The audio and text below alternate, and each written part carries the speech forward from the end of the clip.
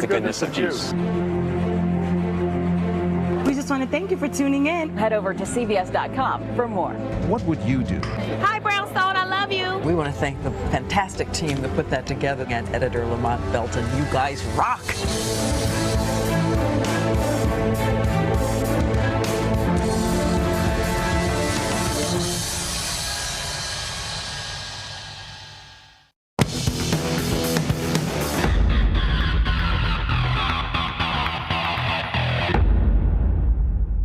Hey, welcome back. We're having some hearing issues as we try to get adjusted to switch sets of guests so fast, and we're trying to get as many guests as possible. But every day we mix it up. We bring in a Republican, a Democrat to hear all sides of the story.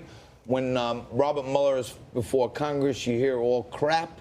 And when we have the real people who know where the rubber meets the road, you hear the real deal.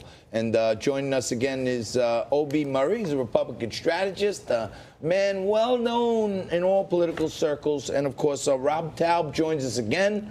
Rob is a humorist sometimes. He's a somewhat Democratic liberal other times.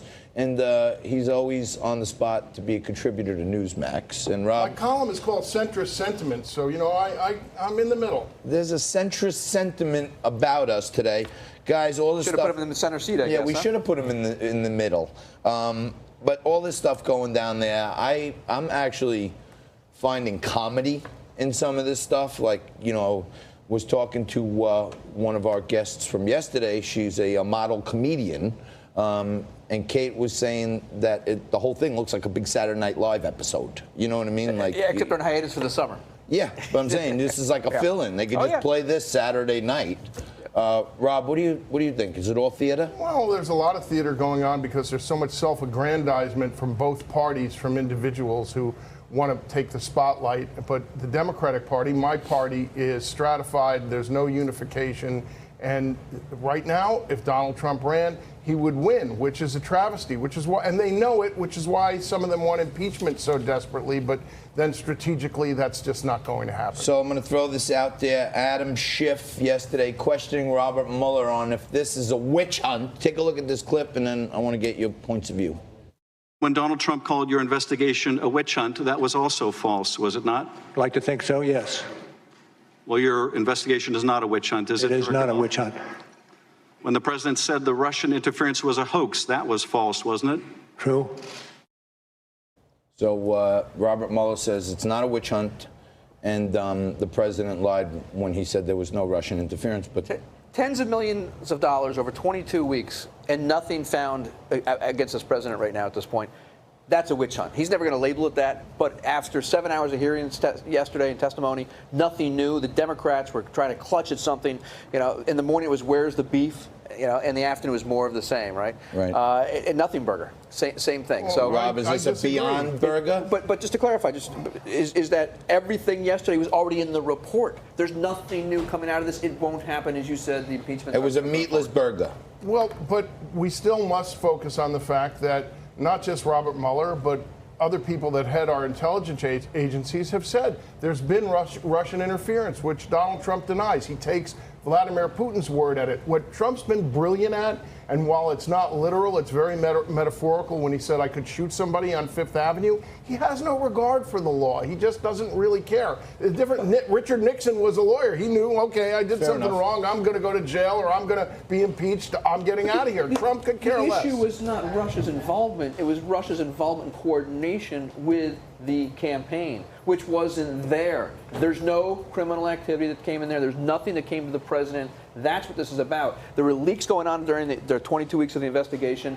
It leaked it, they spun it, they pushed it. They came out with a report. Nothing was there. The Democrats held this thing off a week because of scheduling, and they still got nothing. Trump is spinning this as if Robert Mueller is a criminal. He wants Robert Mueller investigated. The man is a Boy Scout that's well, he's a Boy Scout, but career. You know, I don't remember what congressman it was, but he made a very, very solvent point when he said, your charging order as the independent counsel, as the special counsel, was that he shall make a recommendation to charge or a declination.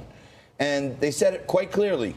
You did not live up to your charging order because you did not make a declination, but you then wrote this whole soliloquy about why it looks like obstruction, but he didn't weigh in. The Wall Street Journal today had an op-ed from a former FBI agent, and they called it obstruction probe, no basis. They couldn't prove obstruction, but they couldn't admit it. That was the problem that they had, and that's what Robert Rob, had what do you yesterday. think? Well, I don't know if we have obstruction of justice, but we had 30 people that were indicted. I think that Trump runs a criminal enterprise. Whether or not we can prove it, it's like John Gotti, who everybody knew that he was the Don for a long time, but we couldn't put him in jail. So I'm sorry to go after your Italian brethren. No, but it goes back to the same thing. I feel slighted. I'm Italian. I feel like in this politically correct era, you can't just flag all of us Italians as mobsters. On July, Only a few of you. on July 1st, only 33% of Americans wanted impeachment. 63 said no. His approval rating after, just prior to the hearing, but last week, was 47%. 50 against 40 approval. That is a number that's increased 5 points over this time, and that's even after going after the squad and all that attack. About the same as Barack Obama at this time, the popularity of Trump, and it's going up. The difference is statistically, it's hard to really gauge who and what is supporting Donald Trump. But I've always said this. I say this all the time on all the Newsmax shows I appear on, and I've said it in my column. There are people that will not admit that they voted for Trump or that they're going to vote for him, and there's a large contingent there, and people don't consider that. That's what the Democrats don't get. But when an approval rating is going up 5% at this point, even before these hearings, and the Democrats were out there touting that they had something, there was nothing there. It's going to go up even more.